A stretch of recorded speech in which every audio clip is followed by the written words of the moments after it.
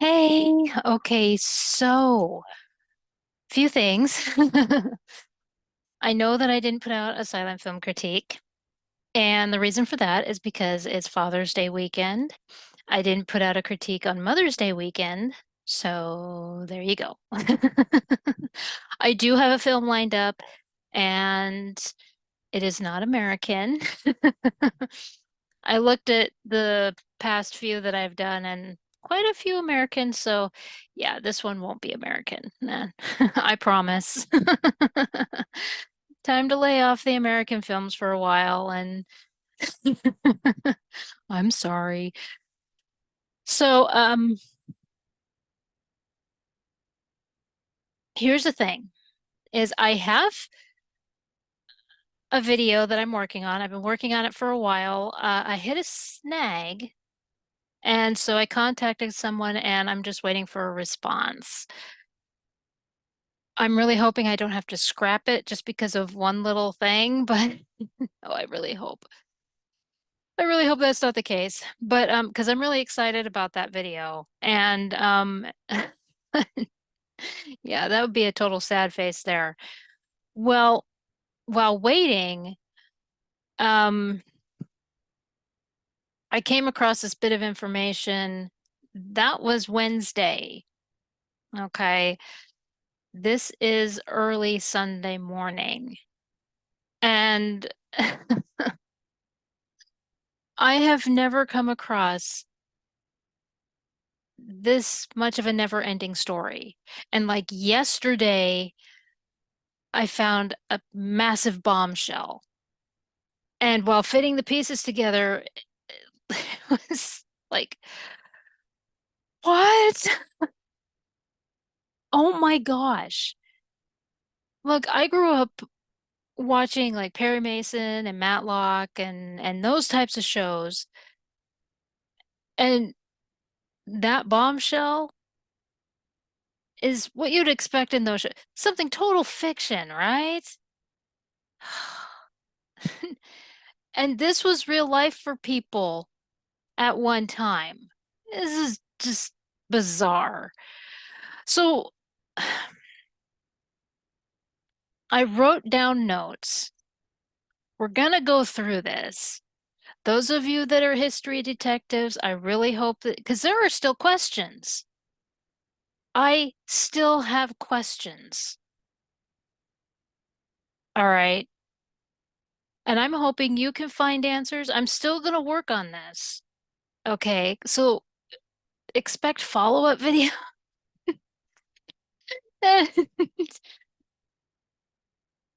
Because oh, heavens to Betsy. I mean, I didn't expect to fall into the this kind of a rabbit hole. Oh my goodness. And it started with this article from the Seattle Star, August 9th, 1923. The headline reads, "Will film picture in Longview?" Now, when I first read it, I was excited because now my hometown is celebrating 100 years. So I thought, okay, I can critique this film and it'll be a special thing for the 100th anniversary of my hometown.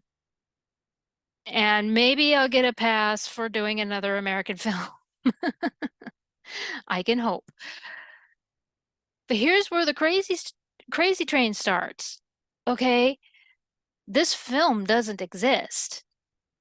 Okay, it says Longview and the vicinity will be converted into a movie lot next week when the famous Players-Lasky company arrived to shoot scenes for their next big picture titled The Lone Trail by Rex Beach. Okay, that title in silent film doesn't exist because when I was looking for it, I was getting a bunch of movies from like the earliest was I think 1932. It could have been 35. It showed me that one, and it was showing later pictures, but as for in the silent era, there's none.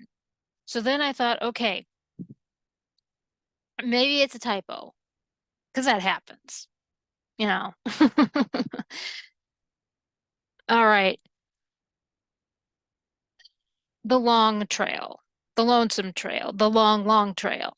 There was a long trail in 1923, but the director wasn't correct and the stars weren't correct. None of the actors or actresses were correct in that film.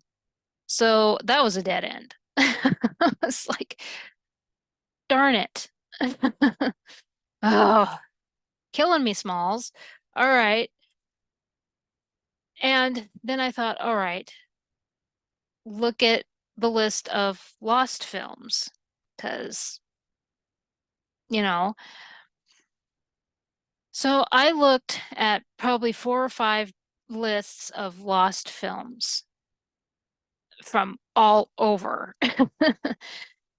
in the hopes of finding this movie. And even though it says American, right? It was just a hope beyond hope of, and so I'm looking, nothing. And I,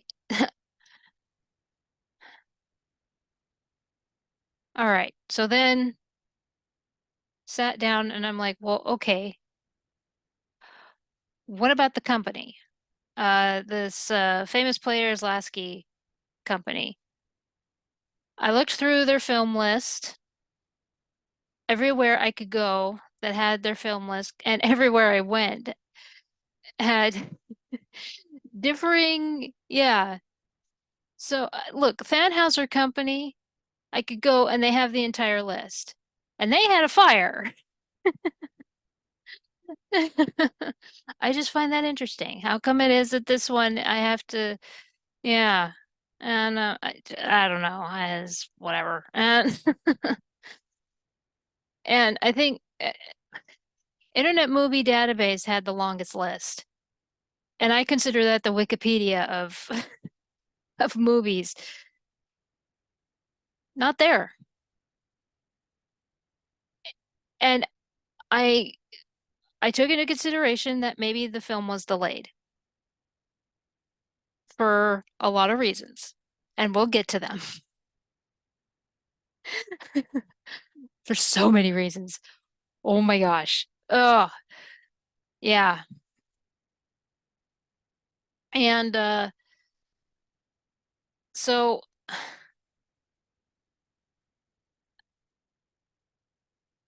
then it was like, all right, so let's look at this guy, Rex Beach.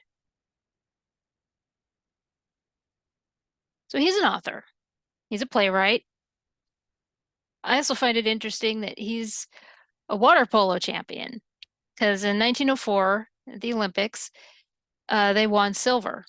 I'll put the picture here of him during that. And so I thought that was kind of cool. And he also had a radio show. Couldn't find how long the radio show lasted. And so kind of a jack of all trades when you think about it. I mean, because with all that, he also um, went to Alaska during the Alaskan Gold Rush. And he was a prospector in Nome, Alaska. I'm sorry if I say that incorrectly. And during the time he was there, he witnessed government officials stealing gold mines from prospectors. Now, everywhere I went said the exact same thing. These government officials were stealing the gold mines. So I'm guessing they were basically saying, keep out. All the booty is ours. And you can, those of you that know, and those of you from Alaska that know the full story on that, by all means, because I'm interested. I want to know the full story on that, and I'd rather hear it from you. I mean, I figure the residents know the story better than anybody else. That's how I feel. And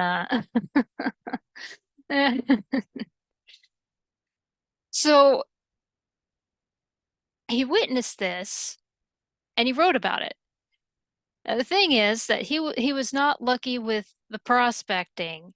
He had been there for 5 years and yeah, he didn't get anything. But so he turned to writing and he wrote the story and it was called The Spoilers. It was published in 1906. This was his big hit. And so, I mean, got 5 movies out of it, a stage play, and I'm pretty sure it was on the radio as well. I can't say for sure, but I'm pretty sure with as popular as it was, because when I was going through looking at, I went through so many newspaper archives for California, Arizona, Nevada, and all along the West Coast, and in some other states as well. And they would say, well, Rex Beach, the author of The Spoilers. So this book was very, and he was a very popular author. I mean, he wrote 20 novels and 70 short stories or novelet and novelettes, and which I think is just short story. That's my personal opinion. I mean, there is a debate on novelettes and short story, all that, because I know that Robert Louis Stevenson's Case of Dr. Jekyll and Mr. Hyde, there are some people that want to say it's a novelette and other people want to say that it's a short story. I guess it depends on the size of the story that makes it, yeah, I suppose so. And when it comes to his writings, they are set in Alaska, Western romances. Uh, there were some places that said that they are fictionalized uh, of they are fictionalized versions of his personal experiences in Alaska. Something tells me that he really enjoyed his time in Alaska. And many of his novels were turned into film. Now, he is the one that established that writers have a clause in contracts to protect their work when making a film. So now again, we have to consider that times have changed. This was back in like I think 1914 or 1915 was his first film ever made. So yeah. lot a lot of time has changed over the years and the contract making and everything has changed, the legalities and everything have changed through time as well. 34 film adaptations of his work were approved by him. Let's see, he died in 1949, I believe. So, yeah, I don't remember. It was in the 40s anyway. So, and 6 of them, the titles are different from the original story. So that's another thing to consider. That the Lone Trail, sorry, uh, may have been a title change. He has a story that's called, what is it? I think it's the Iron Trail. And yeah, the Iron Trail. And again, set in Alaska. And my thought is that without funding to go up to Alaska, maybe they did it here. I mean, we have like 3 bridges because you look at the movie poster and there is a bridge. So I'm guessing that was part of the movie because I think it's a lost film now. But because they did do a movie of it and it was in 1921. Of course, that just seems too soon after doing another one. I don't know. I really don't know. But unless it's under a different title. Maybe he wasn't happy with the 1921 So change the title of it with a different uh company. Not too, yeah, I mean, I think it happened more than we think. 'Cause he started with the Selig Polyscope Company until their fall in 1918. And then Rex being Rex, he set up a production company. I became a fan of this guy as I was researching him. I mean, there's a picture of him. I'll put it up here. He's got that total gangster look. I mean, people say that about Edgar Rice Burroughs. Like, you wouldn't, looking at him, you wouldn't think him to be an author, right? I mean, but I did. I became a complete fan of this guy, and I'm gonna look up his books or short stories at least and read them.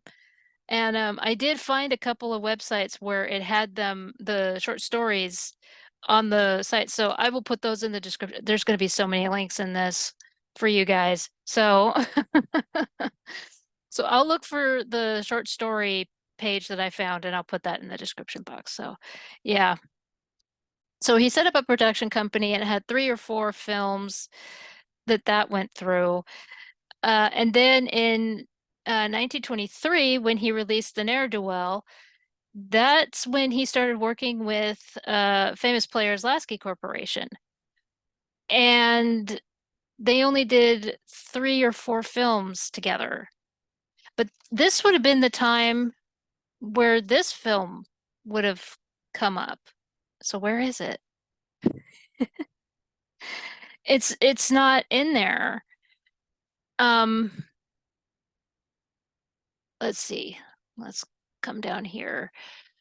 Because yeah, they have the ne'er-do-well and then the spoilers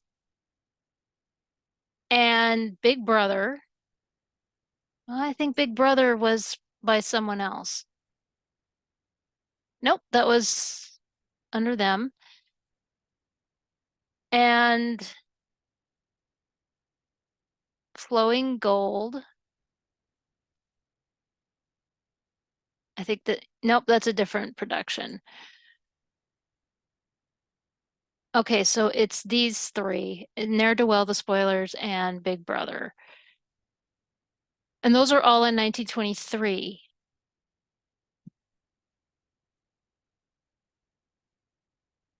Okay, so those three, but none of those have the director that's mentioned. Okay, so in the questions that I wrote, so let's little recap here. Rex didn't write a book or short story titled The Lone Trail.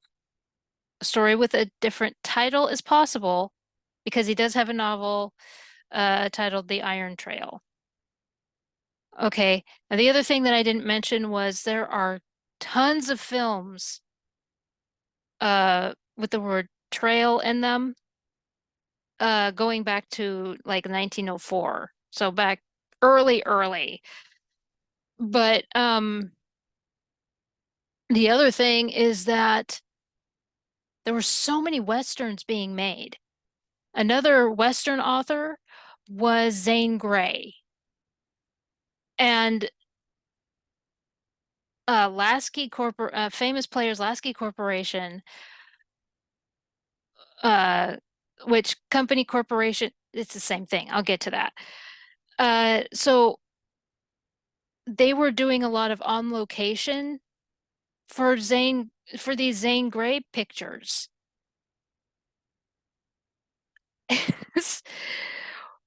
Where did this go? What happened? Now, the article then, let's see, where did it go? There it is.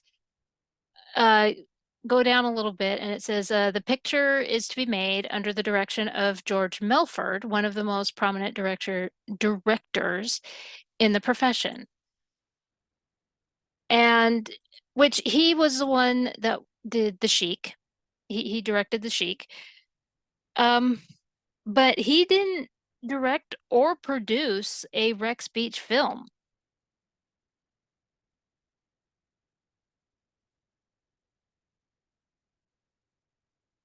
He's basically under contract, from what I was gathering, with this company. George Melford is. And which he only produced like five things. I guess he's not a very good producer. Oh my gosh. I was surprised that he only had five productions under his belt. I guess he's a better director. And well, Jacqueline Logan seemed to think so, but we'll get to that in a minute. So, if this movie was made, who directed it? Because it wasn't George Melford.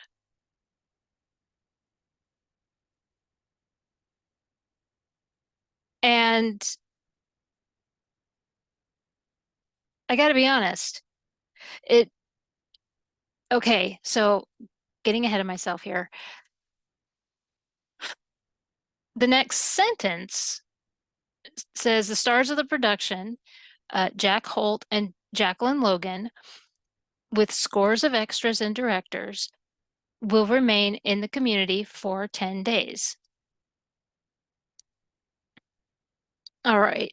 And then over here it talks about besides the stars, the cast will include Mr. and Mrs. Robert Kane and Cornwall, Lillian Layton, which I think they spelled Layton's last name wrong.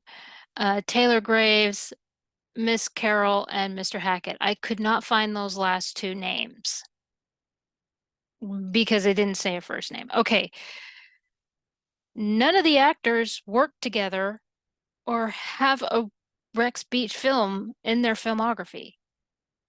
Trust me, I did the footwork. I, okay, Jack Holt. I no uh and Jacqueline Logan have never worked together. Like never.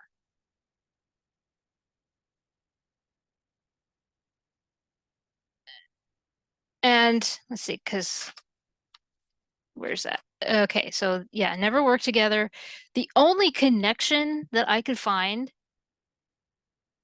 is he was in a 1914 movie titled Salome Jane.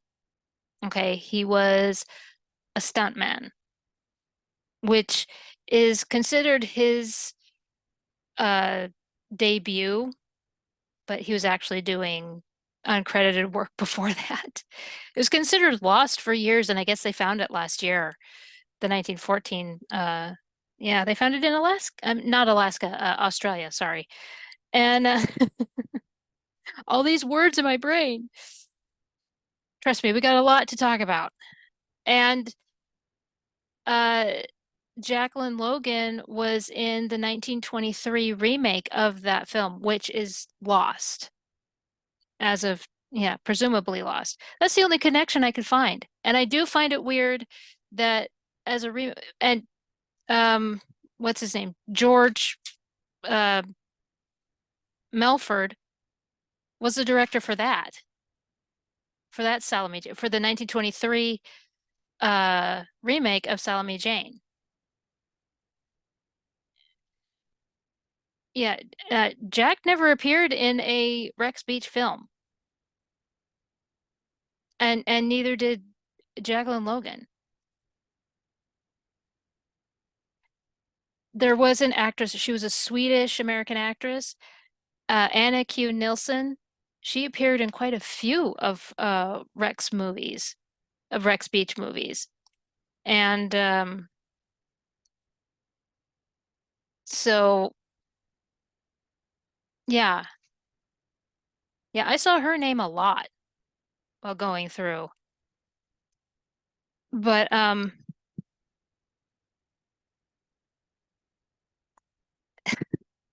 The other thing, let's see, going back, the other names mentioned, three supporting stars worked in a film in 1923 called Only 38. It was by this company, Lillian Layton, Taylor Graves, and Anne Cornwall.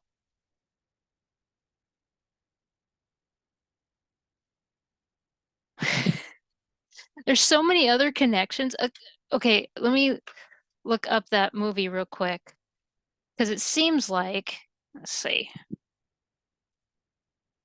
Let's see, only 38. Yep, that's the one.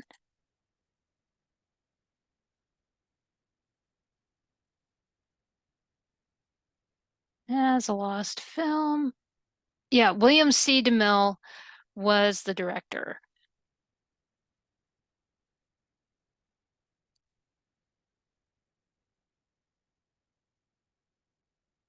Yeah, famous players with Lasky Corporation. So I mean,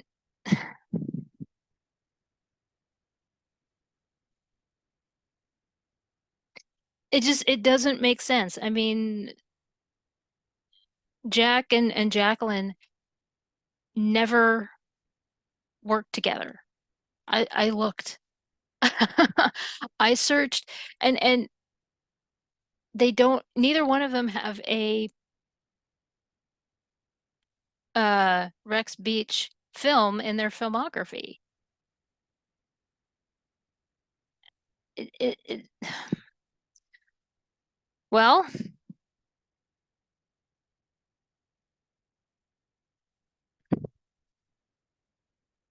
and okay, so there's corporation and company. All right, so this does get confusing. Famous players, Lasky Corporation. It was confusing me like crazy, and I had to look it up. All right, so there was a merger in 1916. Yet the films continue to say company while others say corporation. It was company before 1916. And then the merger happened in 1960. Yeah, and so I don't know. And so so now let's talk about famous players Lasky. Okay. Oh, oh yeah. Let's talk about them because what was happening in 1923? As I said, in 1923, the studio was making a lot of westerns. Zane Grey and a lot of Zane Grey stories. I My grandpa loved westerns and he had a lot of Zane Grey. If it wasn't Zane Grey, it was Louis L'Amour. And I grew up, it seemed like every household had a Louis L'Amour book of some kind. I have my grandpa's Louis L'Amour books and I have his Zane Grey books. And so Zane Grey is actually a really good author. And so and this is the confusing part. So the Lone Trail obviously sounds like a Western. So why not do this?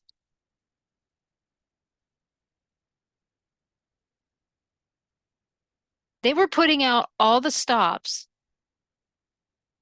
for all this on location. I mean, there were tons of articles talking about how they were going to this place, that ranch, this place.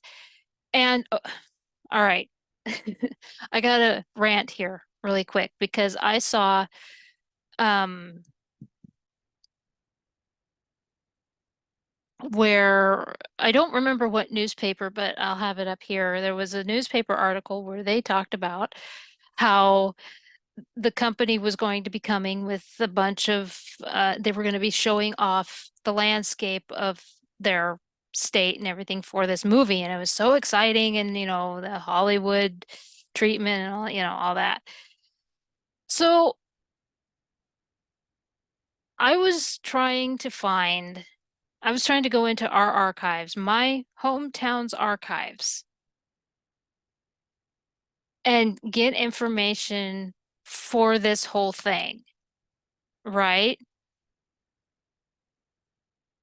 Now, when I was a little kid, we would go on field trips and look at the historic buildings. We would be taught about the founder and about the building itself. You know, basically, we were learning the history of our hometown. And and then we would go back to school and we were quizzed on it. And not just the historic buildings, we also went to the newspaper. And I remember specifically we were told that the newspaper was founded the same year that um, the the city was founded, and that's in 1923. So I go into the archives and it says the first year is 1924, and even then it's spotty.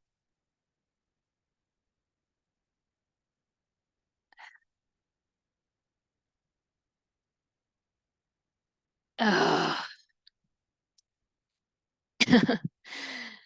It was so frustrating because I go in there and it says 1924, and I'm like, that's bullshit.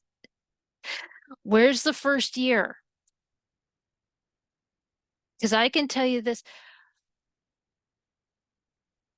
if I had that information, I can imagine that this, there'd be more. But that's being withheld from me right now. Just like whatever newspaper that was, it could have been Arizona, where they're talking, knowing it being Zane Grey, or yeah. So I have no doubt that it was Arizona's newspaper. And because that just seems to fit. And they were praising the fact that these this Hollywood film company is coming to use the landscape for their film. I have no doubt. Look, Longview was a baby, baby. We were newborn. We were in infancy, okay? And you're going to tell me that we didn't have a newspaper? That's crap. That the newspaper started a year later? No, I don't believe that. Uh-uh. The wool will not be pulled over my eyes today. My Sherlock senses are off the charts today. It's not going to work. Uh-uh. Can't be done. Not today. I will use all the references to tell you you're full of shit. Yeah, it made me really upset because I am just sure that if I had those resources, look, I remember going to the library and seeing the microfiche because I'm that old. I'll tell you about the dinosaurs that were voiced by Gabriel Damon for fuck's sake. All the references. I hate that movie so much. But the point is that I know that those newspapers from 1923 exist, and it just pissed me off that that our daily news is trying to say, no, it's 1924. Stop smoking crack. It's very unattractive. Oh, I went there. I went there. Look, my brain is scrambled from a bunch of seizures, and I know better than that. Do not withhold information from me. It's not going to work. So, yeah. Anyway, yeah, you should be proud of the city. Seriously, I can imagine that there is an article in our newspaper in August of 1923 that's like busting at the seams about how there's going to be Hollywood coming to our city to film at our brand new hotel. That's what is that's what blows my mind. Our hotel had just been finished. It's kind of like the Titanic where they were leaving Southampton and paint was still fresh. I mean, like it was still wet. We've heard the stories. Well, it's the same thing with our hotel. It was it had just they had just finished building it. Come on, just give me a break.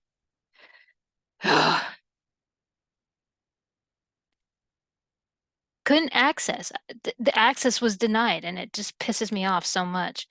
And then I see these other newspaper, these other cities and these other states that give free access to this stuff because they're proud of their history. Yeah, Longview sucks. I live here, I can say that. Serious. Anyway, yeah, it really does bother me because it's the 100th anniversary of of my hometown, and they're not showing it. There's no banners around or anything.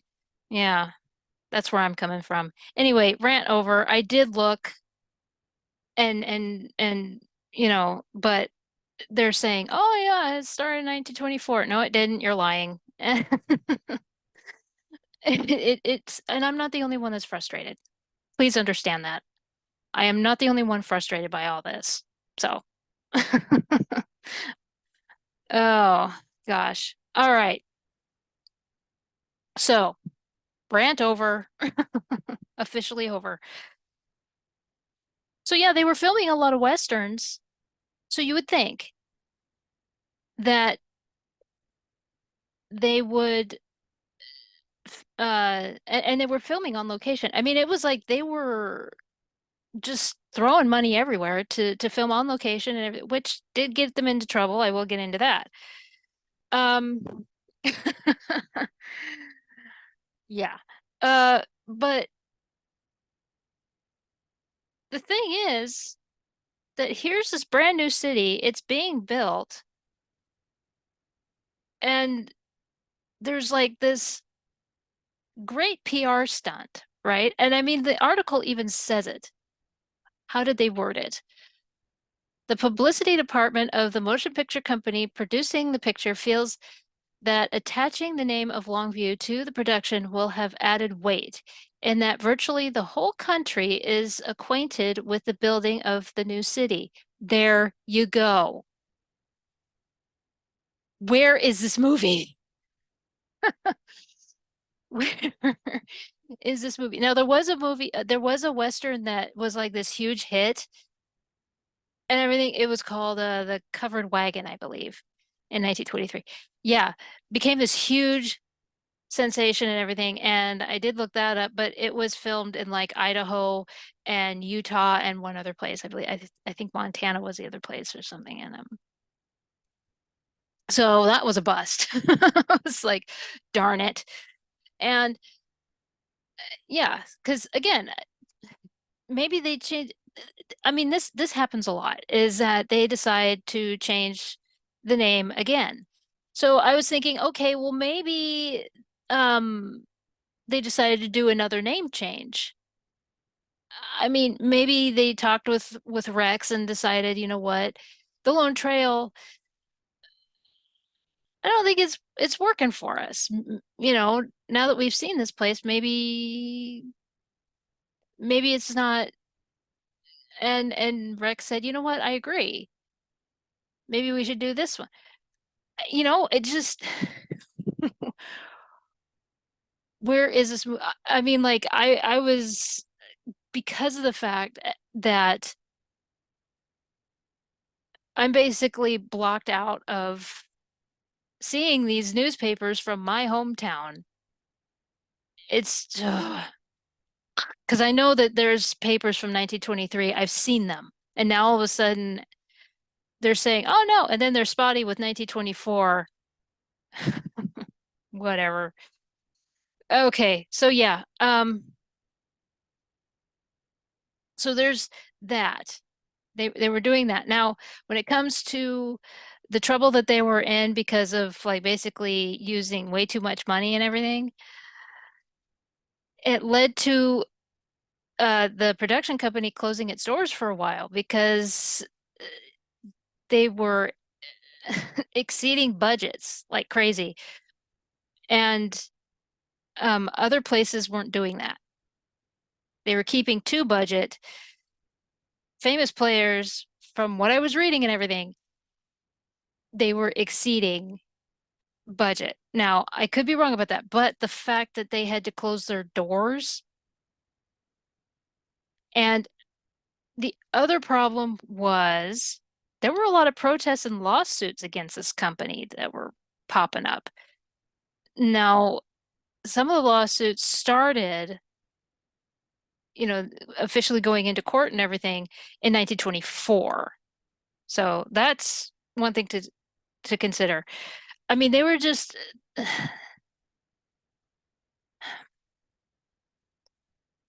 the more I read, it started to feel like they were the Disney Corporation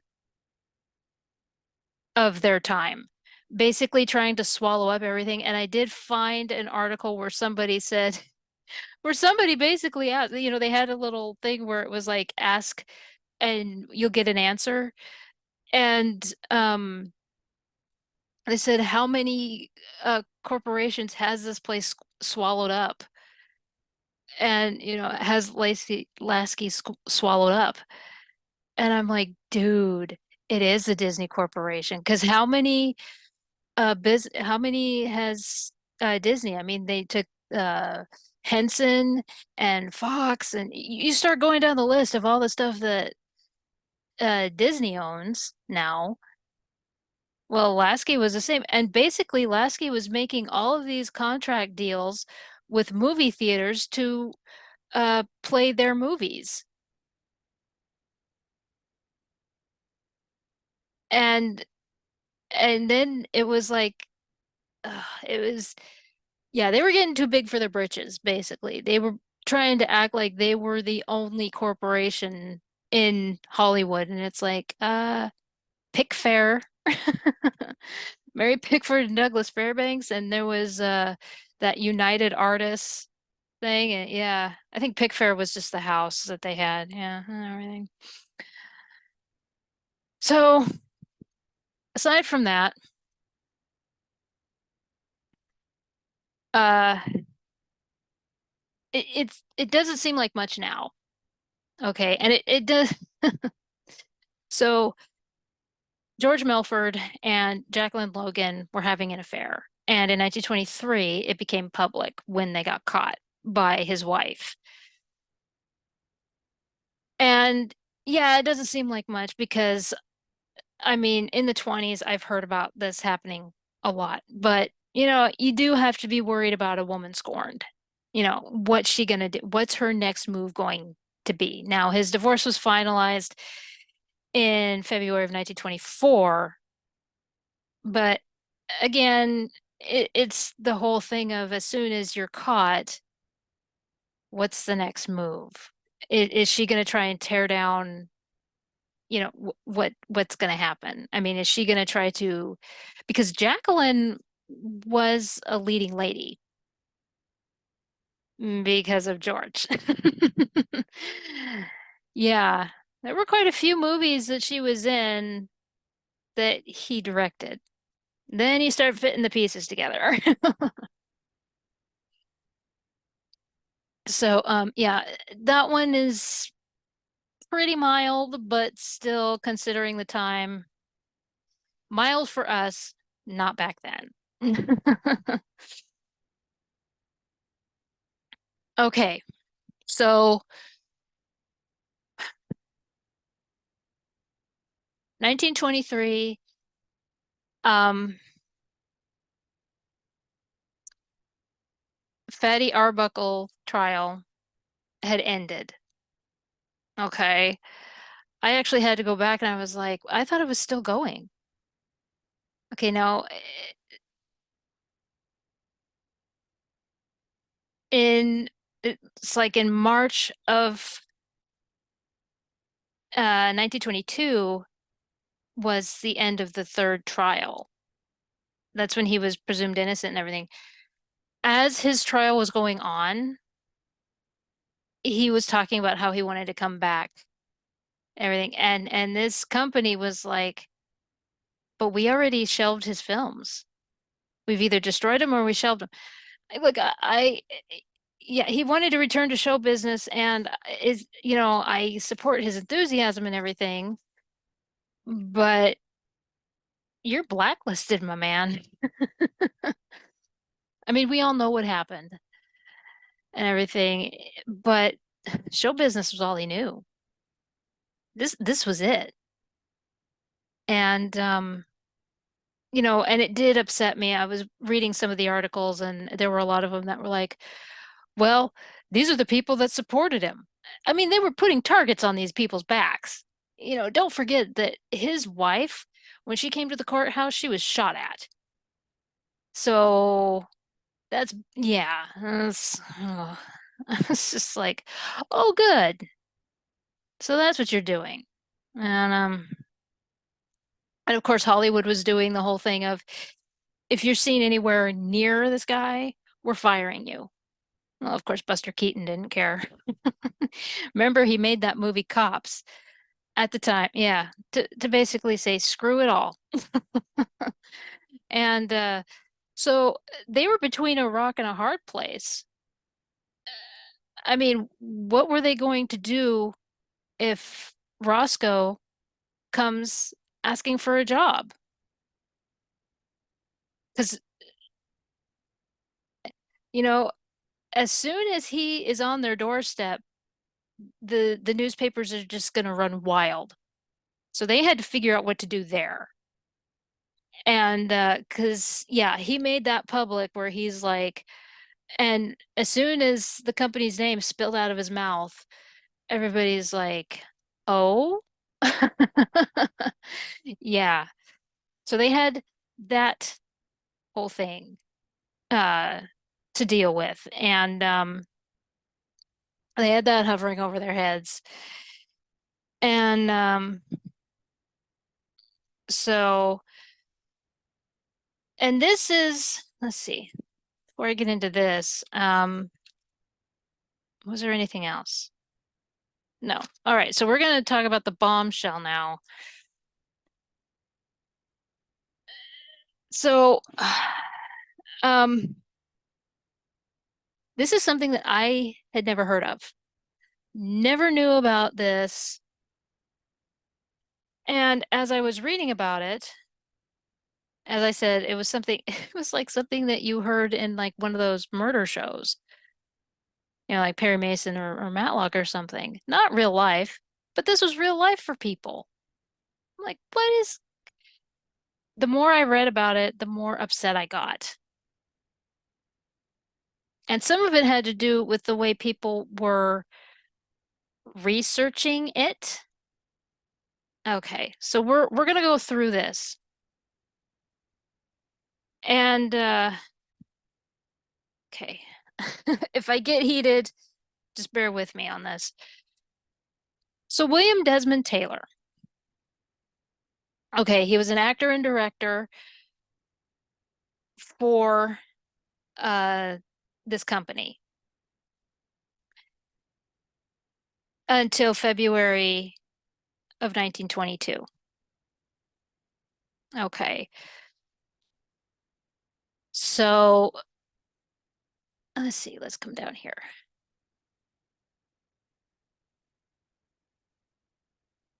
So he was found by his valet, I believe. Yeah, his valet on February 2nd in his bungalow. And and he was murdered. It was a gunshot wound. And as it says, a crowd gathered inside. Someone identified himself as a doctor, stepped forward, made an examination of the body, and declared he had died of a stomach hemorrhage. Doctor was never seen again. When doubts later arose, the body was rolled over, and investigators revealed that the 49-year-old director had been shot at least once in the back and appeared to have been a small caliber pistol, which was not found at the scene. Okay. At the same time that the trial was going for Roscoe Arbuckle, this happened. Okay. Um,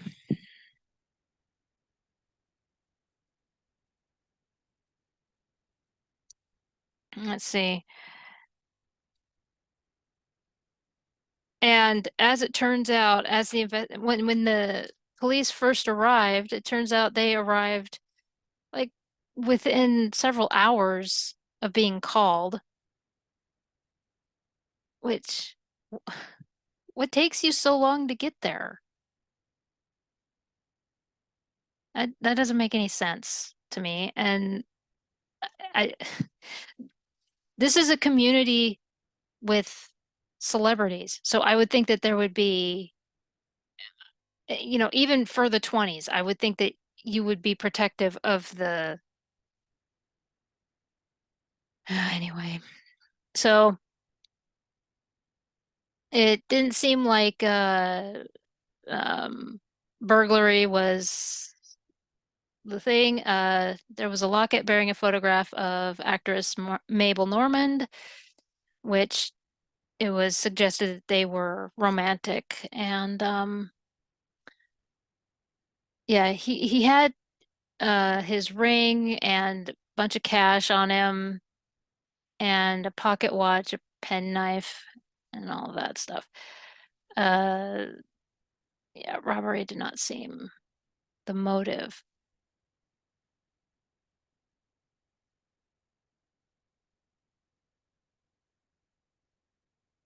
And but here's the kicker before we get into uh other stuff.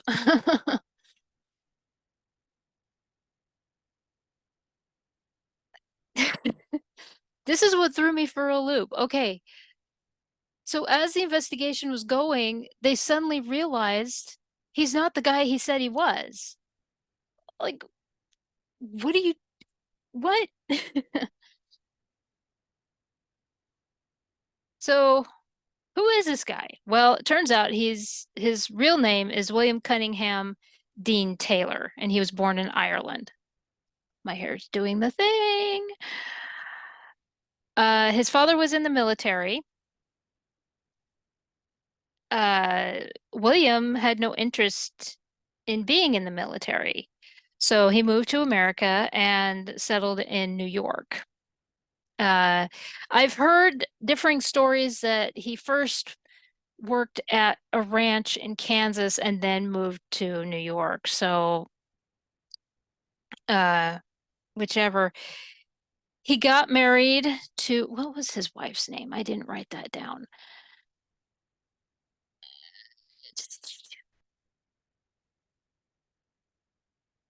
Ethel May Hamilton. Let's see. Yeah, Ethel May, which I guess that she changed her name because she was an actress. And her stage name, she just changed her last name to Harrison. Oh, good heavens.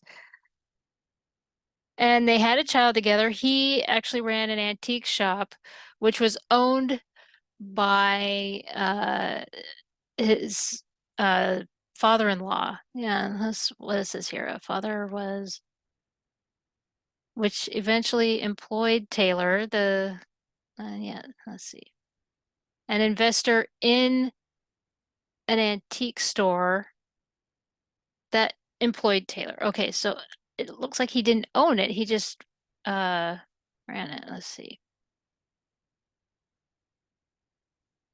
Okay, so differing things I've seen where he actually owned the antique shop, and I guess other places say that he just worked there. Okay. Um, so here's where I have a problem. I have seen so many people say terrible things about this guy. And look, people aren't perfect. Okay. Let's just get that out of the way. I get it because there are some people, because everybody's like, oh, well, you need to have respect for the dead and all this stuff. Just because somebody dies doesn't mean that all of a sudden, you know, angel wings and halos and all that stuff. No, that's not how it works. Because there are people who, when they were alive, they were horrible people. Okay. But you got to look at the facts here. Okay. Everybody is looking at the fact that he just walked away from his wife and kid without a word, just up and left. But they're missing the other little bits. Because I was seeing places that talked about how William was known to have memory lapses. People around him talked about how he would have like bits of amnesia, and it was like they had to bring him back around. Was he having like mini strokes or like mini seizures, like a petit mal seizure? Before I was put on the medication, I had those quite a bit. And people had to remind me where I was. It was very scary.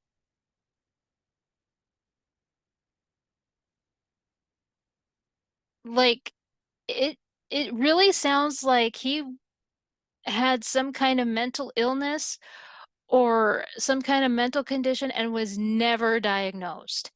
Never, yeah, that's what it truly sounds like to me was that he had some kind of problem and never went to the doctor for it. Like, don't just go in and say, yeah, he was a prick because he went and did this. I was seeing this so many times, and they said, I saw one person say, yeah, he was a grift. He deserved what he got. He deserved to be murdered. Nobody deserves to be murdered, first of all. And second of all, you're not looking at the facts. Yeah, he walked away. But what about the part where he could have been having mini seizures.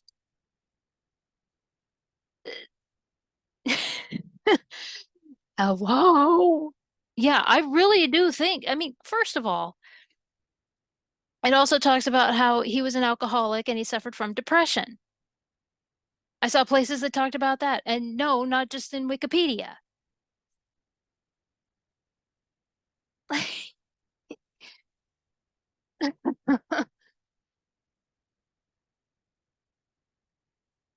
The alcohol doesn't help these matters, it makes them worse.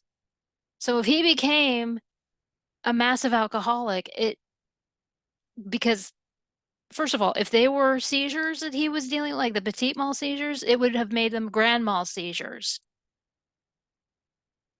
And it would have made his memory loss really screwed up. Alcohol and seizures don't mix. Okay. And and you think about it, I mean, he was living in he had a luxurious life. They were known in society. He and his family were known in society. Why would he just leave that? That doesn't make any sense.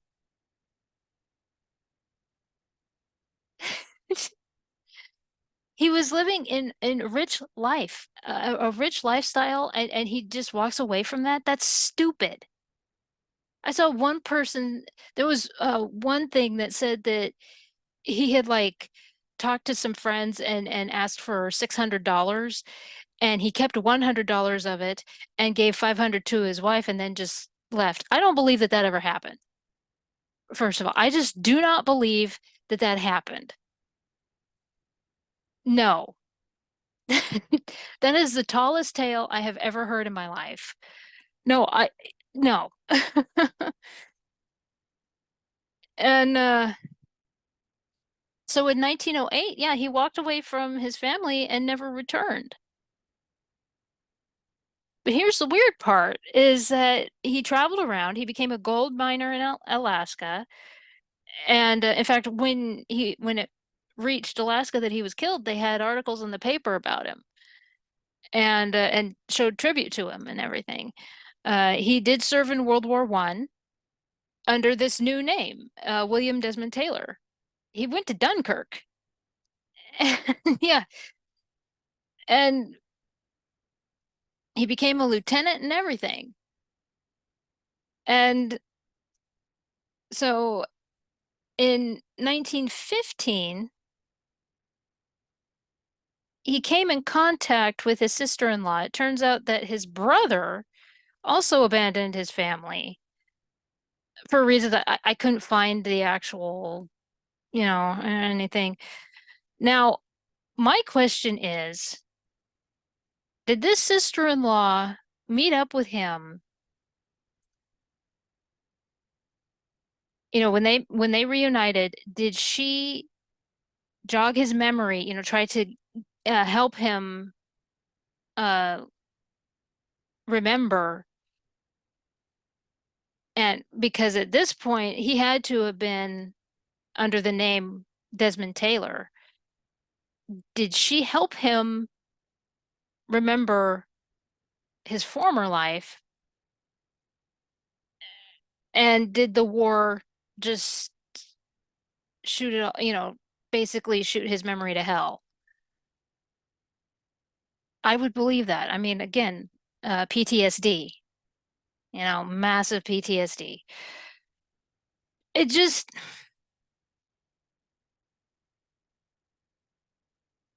there's so much to consider instead of just saying, oh, yeah, he's an ass for leaving his family. Because when there are witnesses saying that he would go through mental lapses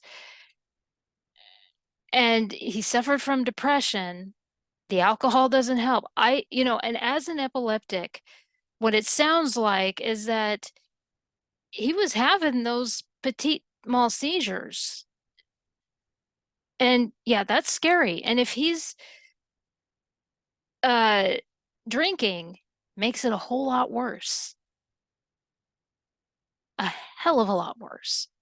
And plus, when you pile the uh trauma of war on it, oh yeah, that's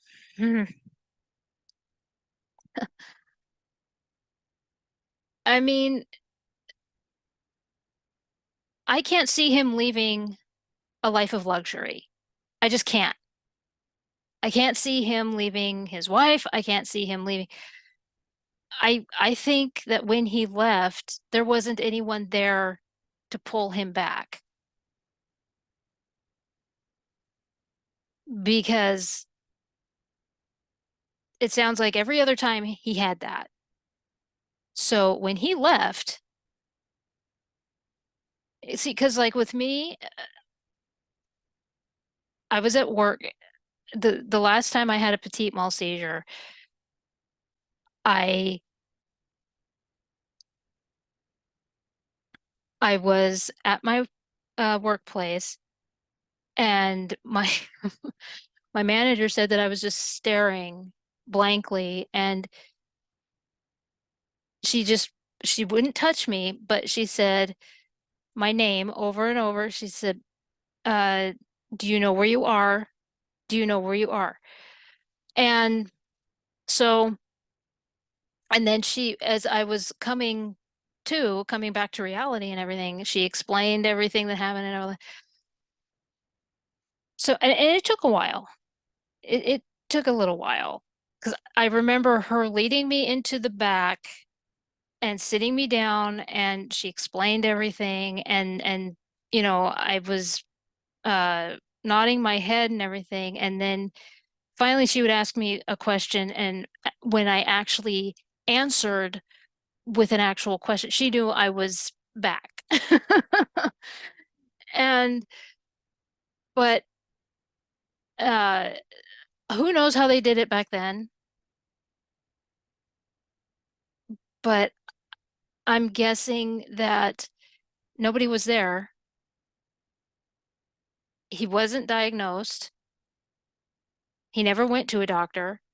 It surprises me that he was able to make it into war as a and make it to lieutenant and all that. So who knows? I mean, it's surprising how, I mean, I'm not going after his accomplishments by any means. No, I mean, but I don't like that people are just saying, oh, yeah, he's a terrible person because he left his.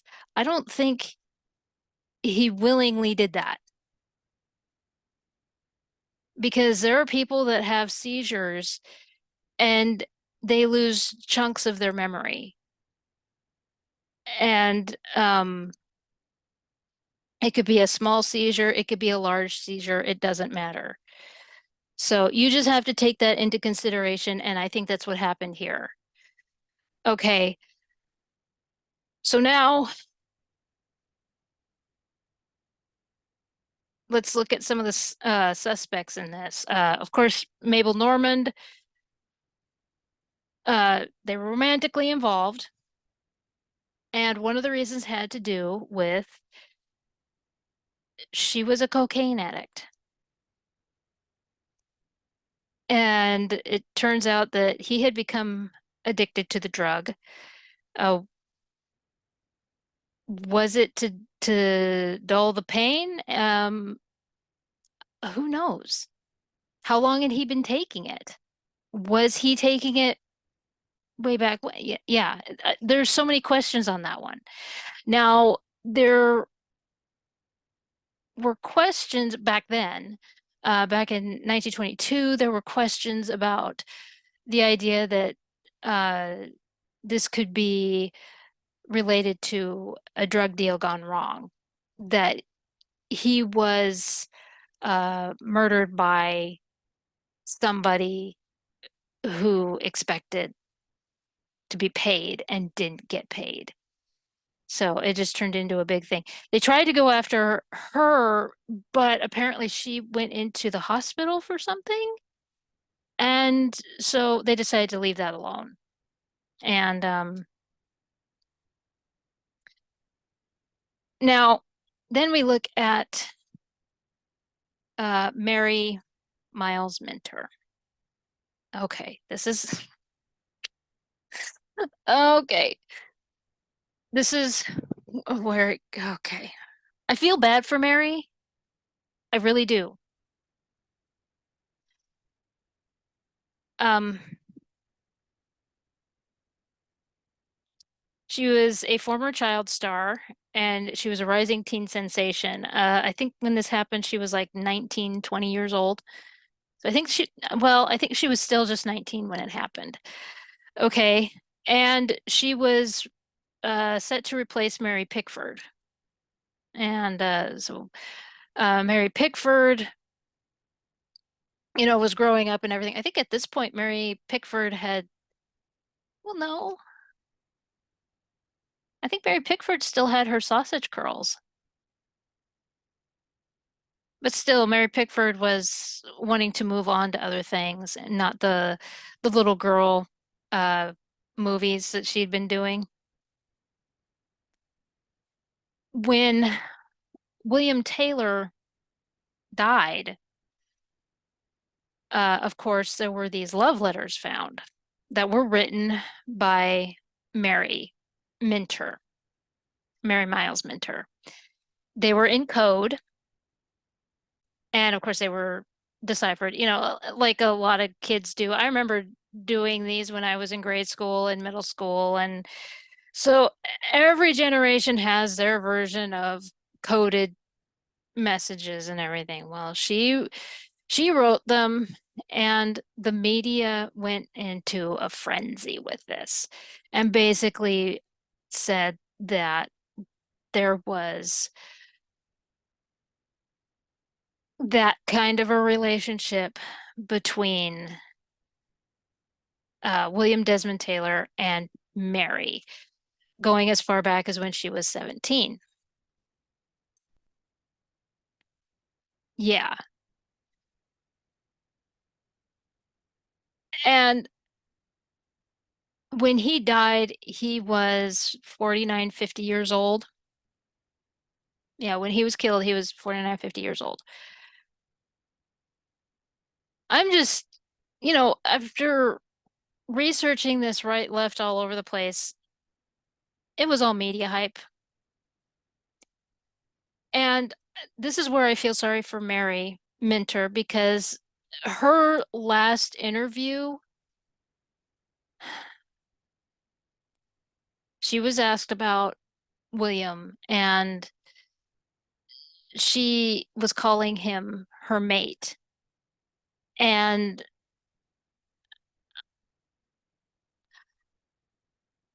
she was obviously mistreated by her mother,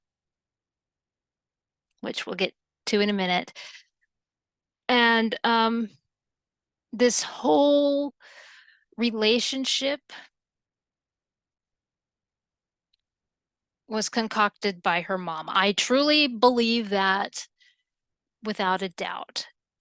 Okay, I firmly believe that this was all media hype and shoved uh, into Mary's brain. And she, her mom used all the manipulative wording to make her daughter believe that she just was in love with this man. Now, William was an attractive guy. He really was.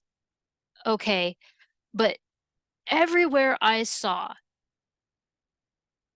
people said that he kept it professional and even denied because Mary would come around and want to see him and want to talk to him and all of this stuff and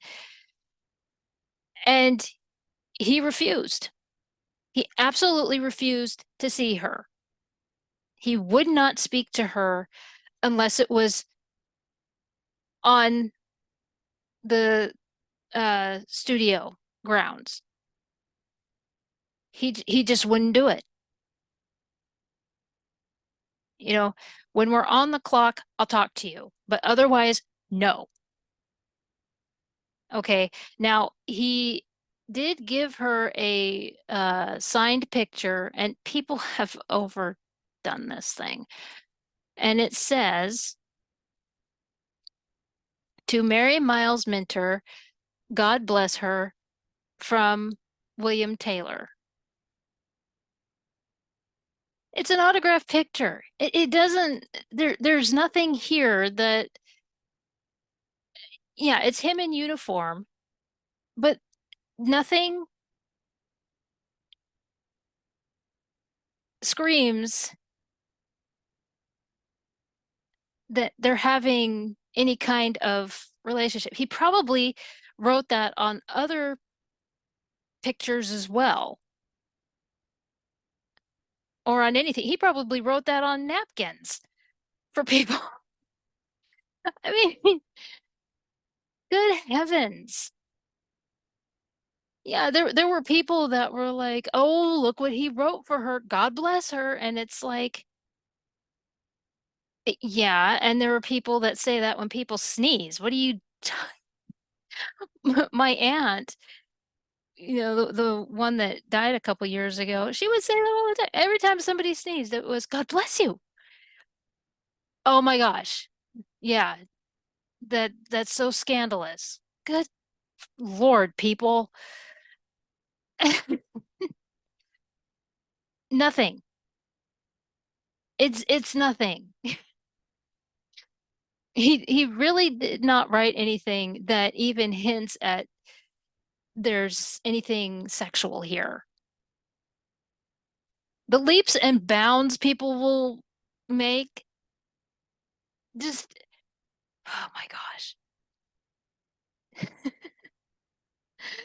It drives me insane. Yeah, because, and I was reading some of the stuff that she said right after his murder, and she sounded like someone who was trapped by her mom. She was confessing like crazy her love for this guy, and you suddenly realize that where's the dad? That's the thing to think about. Where's the dad in this story? Uh-huh. Because there is none. No wonder she's acting this way. Mm-hmm. Yeah. This guy did nothing to her. This man did absolutely nothing to her. But you know what? They got their 15 minutes, I guess, and destroyed a man's career. And oh my gosh. So again, he's not perfect because, and I'll be honest, the whole thing with the having a mental illness and everything is still theory on my part. What it sounds like to me is that's what happened, but that doesn't mean that it's 100%. I just don't like that people are immediately jumping on, well, he's an asshole. He's not perfect, but when people around him are saying that he's having, well, and even Mary said in to the police, Mary Minter said to the police that he was having mental delusions and like he wasn't in reality.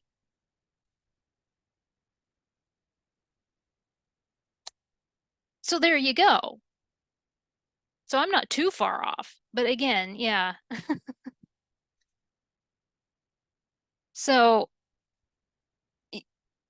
now, yeah, he kept it professional.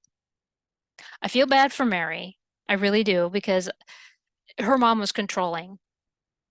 Uh, she controlled that whole situation and so her believing that they were lovers and everything, they weren't. That was something that was shoved into her brain by her mom. Okay, so let's talk about her mom. Charlotte Shelby was Mary's mom, one of those manipulative stage moms. Okay, this woman was a piece of work. She bypassed child labor laws by using her sister's dead child's birth certificate to have her daughter be in the movies. Yeah, she's a bitch. She's a massive. Oh, like I didn't see that kind of stuff when I was in. That's why I'm so glad I'm not in the seen it. Yeah, seen it. Okay. So when the murder happened, all right, so witnesses said that it looked like a woman dressed as a man left the bungalow. Okay. The build looked like a woman, but obviously dressed as, yeah, trying to cover up their physical appearance and everything. And when it came out what caliber the gun was, she had that caliber and immediately threw it in the bayou. They're from Louisiana. Immediately threw it in the bayou. Yeah, she had it and then it was gone. She made sure to make friends with all the right people, such as judges, lawyers, police officers, all of these people. And suddenly, all all kinds, she was no longer a suspect, and nobody would question her about anything. Yeah, she left for Europe right after, as soon as she was looked at as a suspect, she left for Europe so that they couldn't do anything about it. I mean, like everything that she did just screamed, I'm suspect. I did it. you know. And there was one place that I looked that there was one at one time where Mary, while talking about how she and her mom went to the bungalow the night of the murder, and she kind of dropped the fact that her mom went back that night. So she pretty much confessed that her mom did it. And but everyone pretty much had established that her mom did it. And look, I'm just going to say it. I think Mary had formed a crush on William. Again, he's an attractive guy. Had formed a crush, and her mom started to go batshit crazy over it and decided, well, here's how we're going to get stuff. And when that didn't happen, she went even more batshit crazy and decided that she was going to go on a smear campaign. And because they were shut out by William, well, that wasn't going to happen. Yeah. Woman was nuts. And she used her daughter and destroyed her daughter's reputation as well. Because I mean, her daughter's reputation was ruined. As soon as this came out, uh, Mary was dropped by the company. And I mean, why would they keep her?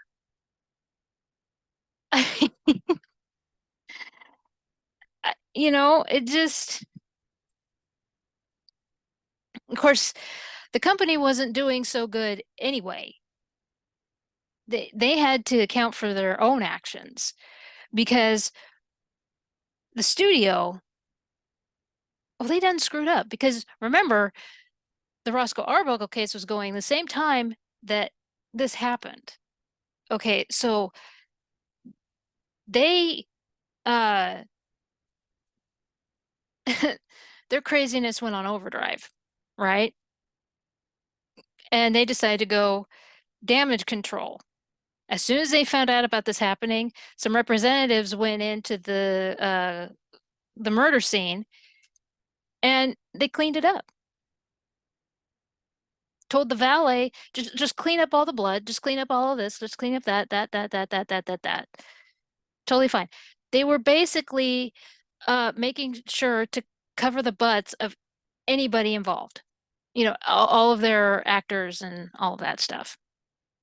Like, what the hell? They removed evidence. I've read so many articles about how um like I saw one where there was a handkerchief missing, and so the police needed somebody to talk about, and there was extra letters missing, and there was this missing and that missing, and yeah. Again, mom was working on overdrive on that. Not just them, but the mom, I'm sure, to cover uh baby's butt. And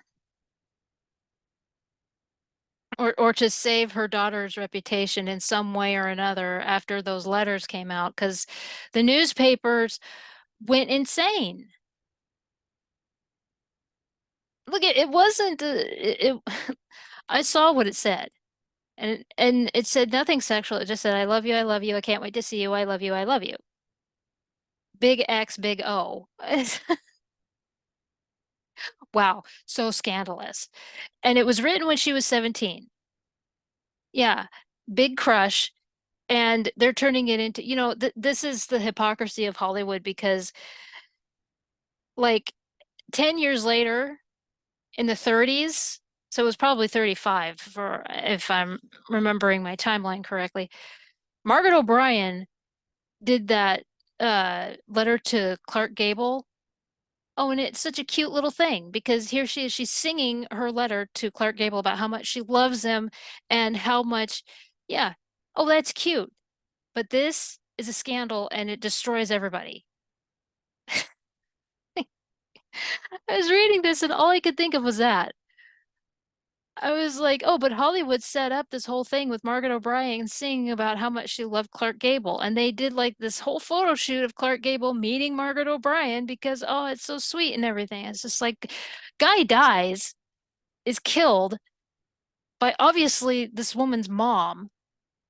And they just say, you know what, let's just smear her reputation and just destroy it altogether. Because, yeah, yes, it upset me so much. So yeah, the mom was removing evidence. The studio was removing evidence.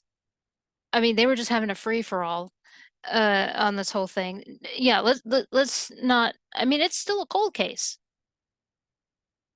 I mean, it's obvious that the mom did it. Yeah, don't have to be Sherlock to figure that one out.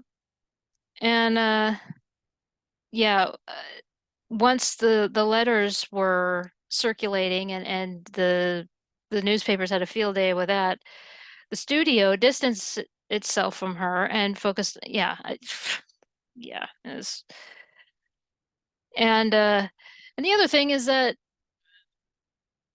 again, Mary was, I don't know if it was an act, but when she would talk to the newspapers, it was like she was a total airhead about the whole thing. I think that's her mom's influence. She was controlling, a total stage mom, manipulative and everything else. So yeah, I don't know if that was an act or if that's how she really was because yeah. So so I do feel bad for Mary. When I saw this whole thing, it was just and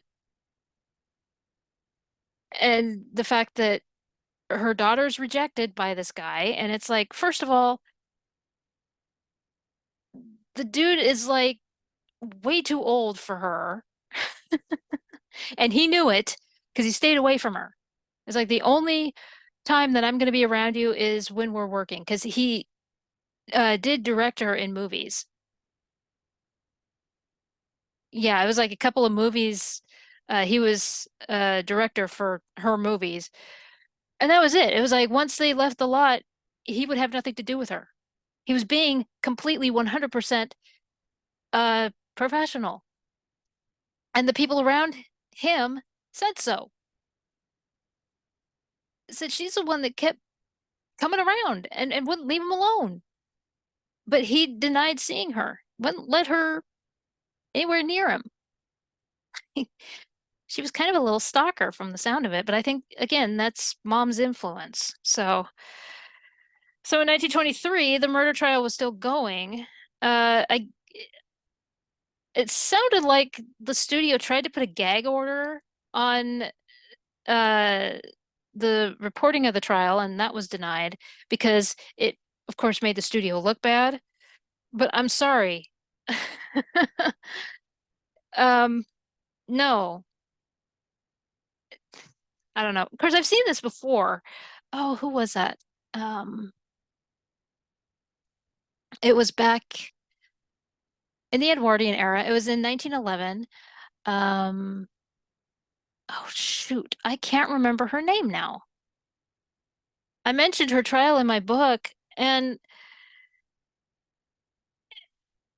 actually the president ordered had a gag order because it was just too overwhelming.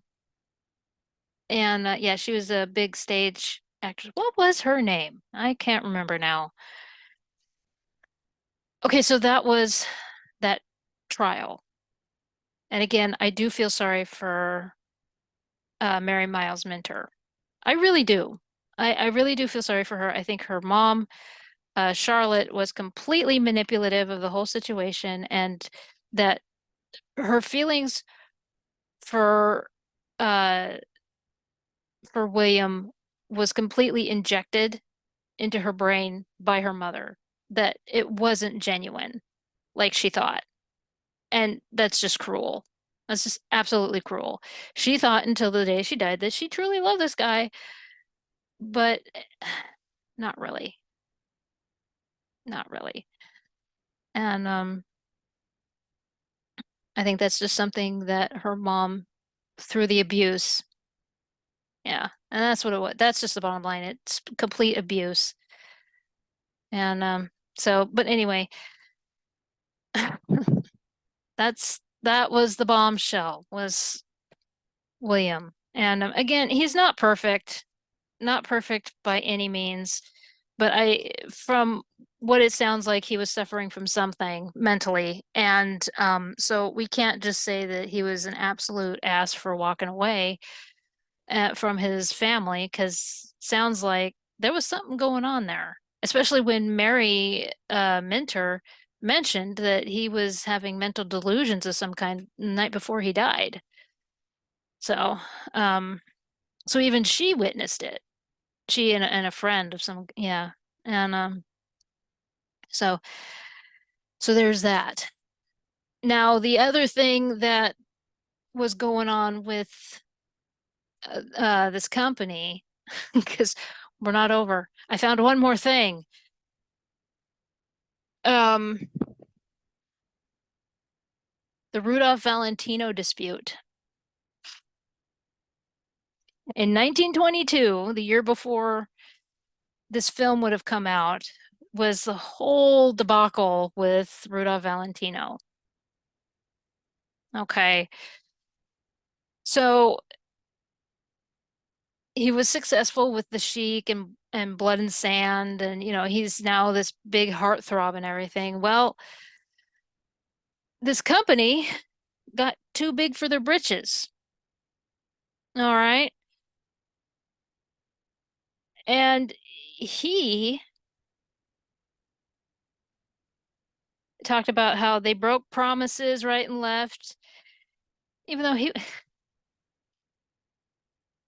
and from what I was gathering, was basically they figured that they could push around this foreigner. That's 100% what I was getting when I was reading these articles. And I thought, really, I mean, you think about it. I think it was Blood and Sand was filmed in his native Italy. And you're really gonna fuck around with a guy who's in his in his native country? That's bold. That is so bold. Um, because he pointed out that he made uh less money than Mary Pickford did in 1916 in 1922. So in 1922 he was making less money than Mary Pickford did in 1960. So um you know, at first glance, this is like this whole thing of rich people complaining about money and wanting more money and this, that, and the other. But you have to understand that Rudolph Valentino, again, is Italian, and he came to this country for an opportunity. So this is where it comes in. This is where I was really seeing it. You also have to consider that Mary Pickford is Canadian. She's not American. She's Canadian American. Okay. So Rudolph Valentino has become a, I don't know. Well, obviously their head is wedged all the way up their ass. I don't know what else to say, because look, I like Mary Pickford and everything, but when you have two big successes like The Sheik and Blood and Sand, and you're like, no, you know what? We're gonna put you behind Mary Pickford. And I was also seeing where at this time Mary Pickford was dealing with her divorce. And there was an article stating that she may have perjured herself to try and win the case because they were asking about finances. So she may have perjured herself. Uh-huh. She's not the little sweetheart that we think she is. Yeah, saw that article. I'll find it and Post it up here for you. And well, of course, he filed a lawsuit against them. They filed a lawsuit against it. I think it's he did it first, then they did it, or vice versa and everything. I mean, they were like, no, we own your ass. And he was like, in your dreams. I mean, he went on strike against them. That's what it was. He went on strike against them, and then they filed the lawsuit. And and kind of like again, my gosh, this is just like Disney Corporation. But he wouldn't back down. So yeah, they filed the lawsuit, and then he just filed right, yeah, and everything. But at this point, they really had no other choice. They, I mean, they could continue to fight, they had to back down. They had to because here's the thing, okay? Roscoe Arbuckle's movies they shelved, and Mary Minter was dropped. Okay, they had that to deal with. That also is uh William Desmond Taylor's murder. They had that to deal with. Plus, one thing that I didn't write down and I just thought of was Mary Pickford's trial and the whole thing of her perjuring herself. That because, yeah, because she did work for them for a time. So if she's lying about her, uh, how much she made with them just to win a trial, that's not going to go over well. Yeah. So, yeah, look, you can like Disney Corporation all you want, but they're no, they've done some shady dealings, and it looks like these guys were just like the Disney Corporation, swallowing other corporations just like Monstro, and just thinking they owned Valentino like that, and then trying to cover up a murder just like the mom did. Oh, I don't even, yeah, I've seen moms, stage moms like that. You thought the show was bad? Try being right there in the spot. Look, I was a dance teacher. Okay, I had them yelling in my face. It's not fun. Yeah, and then all just all the other stuff, I mean, so with that said, what happened to this film?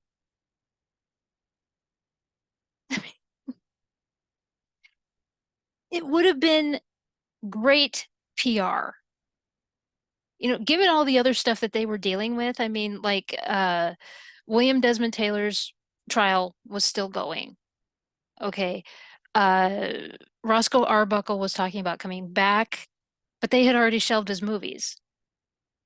And then dropping Minter, the whole thing with Rudolph Valentino, this would have been perfect.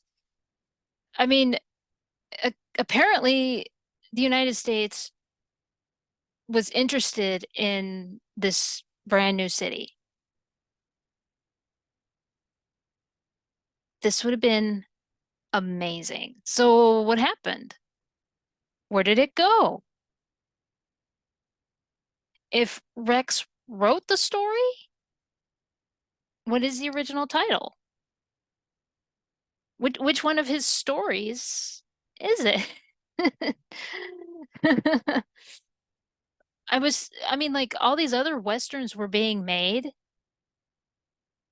So it seems really weird that they would just drop this one. And because the article mentions some of the places that it would have been filmed at. It talks about the sawmill recently purchased by Longbell Lumber Company, which the lumber company is still there. It just isn't called Longbell anymore.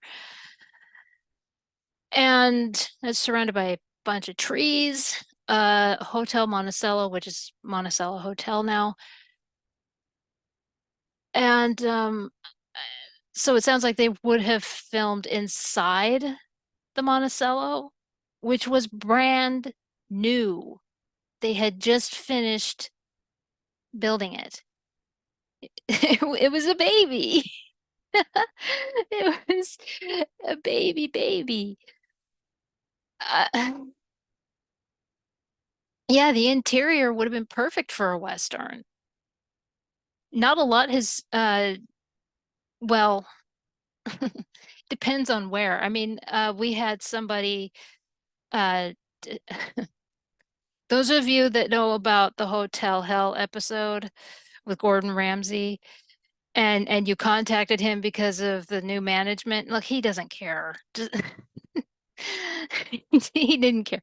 But that particular gentleman who took it over was trying to remodel it to look like it did in the 1920s.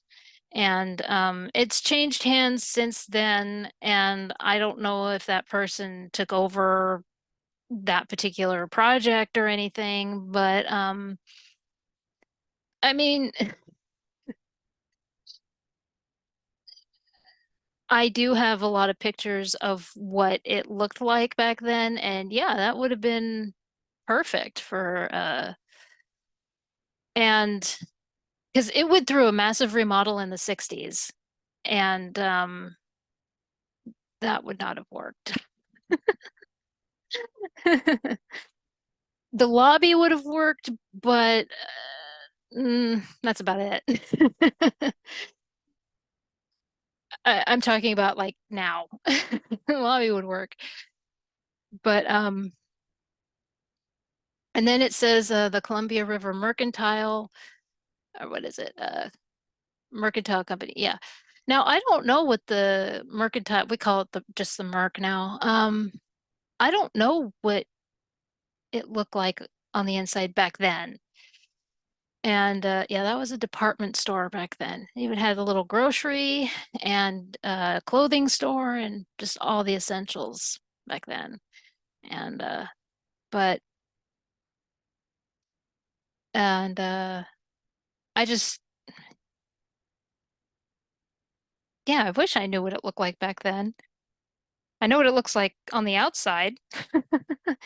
Hasn't changed much on the outside. The only thing that has changed really is, well, let's see, because I have, whoopsies. Um, I need to clean it again. If you can see that building right there on the corner is the Merc. And that's the mercantile store. And those awnings aren't there anymore. That's pretty much all that's changed on the exterior. And the interior, I suppose hasn't really changed all that much. And I mean, now it just has a bunch of offices. I'm sure they didn't have that. Like I said, if it's a department store back then, and like I said, I wish I knew what it looked like back then. I've never seen an interior shot. I'm sure it didn't have the elevator back then. There's a story surrounding why the elevator doesn't work, and I never remember it. Wish I could remember it now. But anyway, so yeah, I mean, like the whole mystery is what happened to this movie? What happened to it? It would have been such a good, considering all the stuff that's going on in the 20, like 1922 and 1923 with this production company, you would think that they would jump on filming a movie in a planned city that is like brand new. We were a newborn. So where did it go? And if again, if Rex Beach wrote the story. Which one is it? I mean, if it's under a different name, if the Lone Trail is the different name, well, what's the original title? I'm I don't know. And again, Jack Holt and Jacqueline Logan never worked together. I did all the footwork there. And like the only connection is that Salami Jane, I mean, he was in the 1914 version as a stuntman, and she was in the 1923 remake. Only connection. But I don't think, I don't know. And but neither one of them appeared in a Rex Beach film. And apparently George Melford, yeah, George Melford never worked on. Anyway, I'm starting to repeat myself. And so let me know what you think about all of this. Again, I have been working on this since Wednesday. The big bombshell was the whole thing with William Desmond Taylor, and I'm sure that Charlotte Shelby did it. And there was a gentleman in the 80s that pretty much confirmed that. I mean, considering all of her behavior and all of that stuff, I do feel bad for Mary Minter. It's one of those things that somebody said to you over and over again, and you've just believed it to the point. Yeah, I think that's what happened with her, and it's just too bad. And her mom sounds like those manipulative stage moms to me. And so and then the whole thing with, well, all of it, just all of it. And so, but I want to hear from you. I want to hear what you think. And those of you that are history detectives, maybe you can find answers where I can't. I'll keep searching, and there might be, I'm not going to say for certain, but there might be a follow-up if I find anything. So anyway, I'm going to close up here.